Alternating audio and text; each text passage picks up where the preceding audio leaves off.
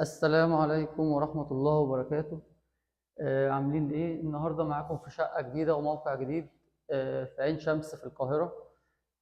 أول مرة نشتغل في عين شمس في القاهرة، أول موقع لينا. الموقع هنا كان شقة على طول، ما كانت شقة، دول كانوا شقتين. يعني هنا أما جينا إحنا عملنا المعاينة للمكان، المكان ده كان عبارة عن شقتين. الشقة حوالي 110 متر، هي صافي حوالي 95 أو 90 متر. يعني الشقتين صافي 180 متر. وكان العميل طالب ان احنا ندمجوا الشقتين دول ونعملوهم شقه واحده بطلبات معينه. اشتغلنا على الطلبات دي والحمد لله حققناها كلها، مفيش حاجه الحمد لله العميل كان عايزها ما قدرناش احنا نحققها في الموقع ده. عملنا الديزاين بتاعنا، عرضنا على العميل كذا مود. اختار المود الكلاسيكي، ففضلنا ان الموقع يبقى المود بتاعه كله كلاسيكي، وده باين معانا في البانوهات اللي معموله وفي شكل السقف وفي الارضيات. اكدنا على المود ده بكذا حاجه على اساس ان هو يطلع بالشكل ده وبالجوده دي.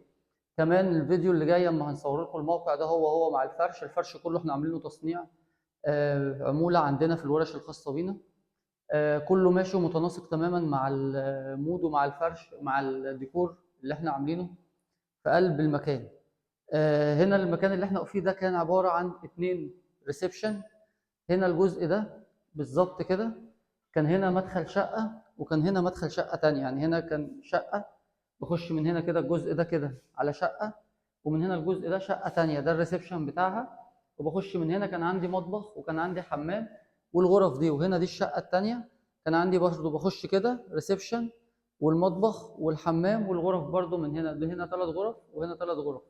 احنا فتحنا الكلام ده كله، اخدنا الممر ده كله فتحناه على بعضه، وعملنا الجزء الاولاني ده زي انترس في الشقه. هيبقى فيه هنا 2 فوتيه بترابيزه استقبال، وهيبقى فيه هنا في الجزء اللي ورا ده هيبقى فيه جزامه معموله. هنشوف الحاجات دي تبقى واضحه معانا في الفرش. وخصصنا المنطقه دي هنا للصالون، على اساس المنطقه دي تبقى بتاعه الضيوف او بتاعه الاستقبال بتاع الضيوف. فعملنا هنا صالون وعملنا الشاشه، وهنا المنطقه دي عملنا فيها السفره. على اساس ان احنا اخترنا المنطقه دي كانت المفروض ان هي مطبخ وحمام صغيرين، فاحنا فتحناهم على بعض وعملناهم مطبخ كبير وعملناه اوبن على السفره. فبالنسبه لي هنا الاستخدام او ست البيت لما تطلع الحاجه تبدا السفره تبقى موجوده قدامها، فمش هيبقى في مشكله في ان انا اطلع الحاجه وادخل الحاجه. وهنعمل هنا ان شاء الله الوحده بتاعت النيش، وهنعمل هنا الوحده بتاعت البوفيه. وعملنا شباكين كده شمال ويمين عشان يزودوا معايا التهويه بتاعه المكان. اخدنا الجزء ده،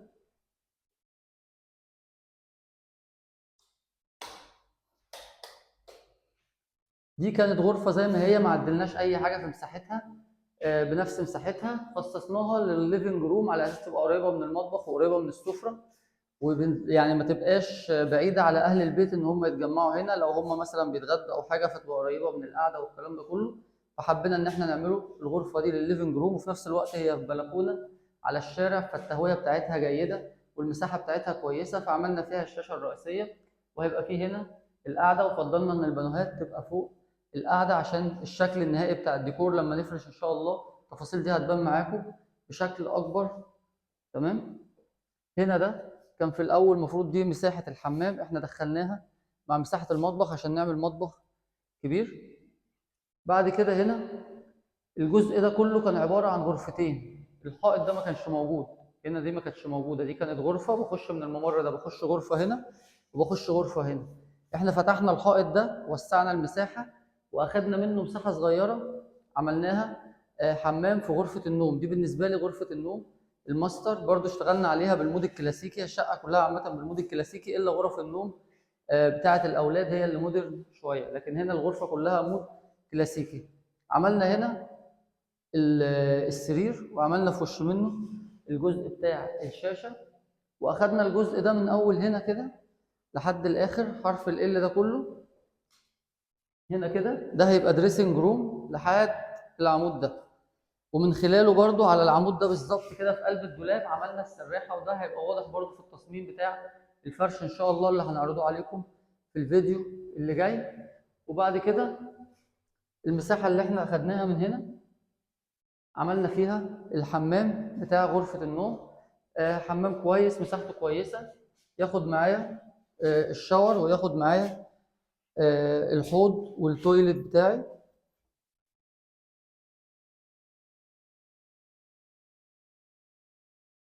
فقدرت ان انا احقق غرفه نوم كبيره بدريسنج روم، وفيها كمان حمام زي ما العميل كان طالب مننا في الاول. بعد كده الجزء الثاني عملنا فيه غرف الاولاد على اساس تبقى مختصه بنفسها وما تبقاش جنب غرفه النوم او جنب المعيشه او الكلام ده كله. فاخدنا غرف الاولاد كلها في الجنب الثاني، وفي نفس الوقت ده الجزئيه دي كانت بالنسبه لي كانت مطبخ وحمام صغيرين.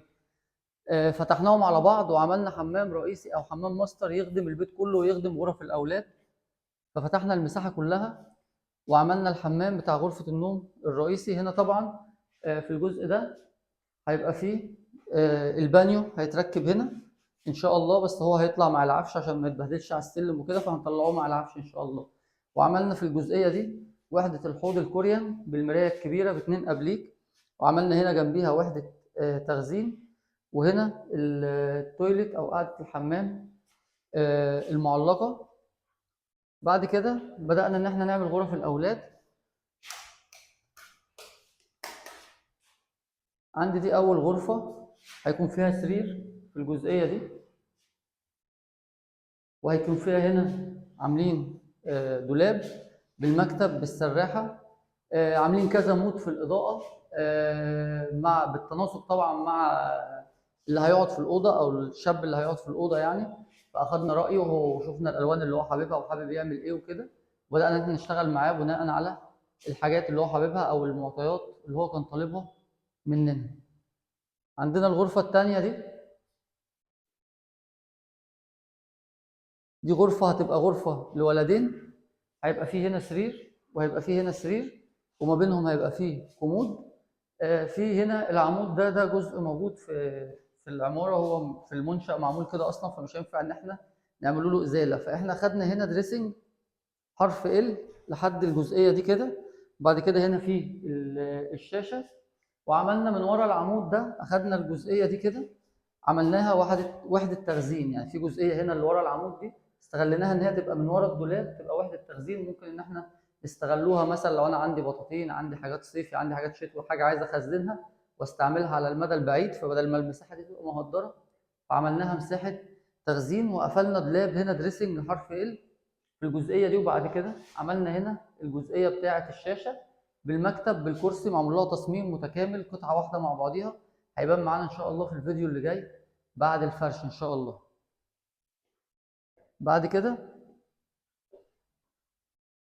اخدنا الغرفه الاخيره، دي غرفه البنت. اشتغلنا عليها برضو، هي كانت حابه شويه المود الكلاسيكي، برضو ما كانتش حابه المود المودرن زي الاولاد.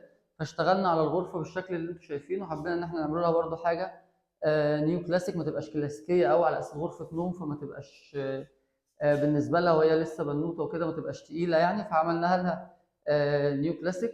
هيبقى فيه هنا مساحه الدولاب، وهيبقى فيه مكان لشاشه التلفزيون، وهيبقى فيه السرير، وهيبقى فيه المكتب بالمكتبه بتاعته مع جهاز التكييف. وبرضه عاملين في الشقه كلها طبعا تجهيز الساوند سيستم مع تجهيز الاضاءه بكذا ليفل او بكذا مستوى على اساس تبقى مناسبه لكذا مود او لجميع الاوقات. لو انا حابب اضاءه قليله او حابب اضاءه عاليه، فاقدر ان انا اتحكم في الحاجات دي كلها واستخدمها بشكل يبقى مريح ليا، ما يبقاش الموضوع فيه تعب بالنسبه لي او يبقى فيه مشكله.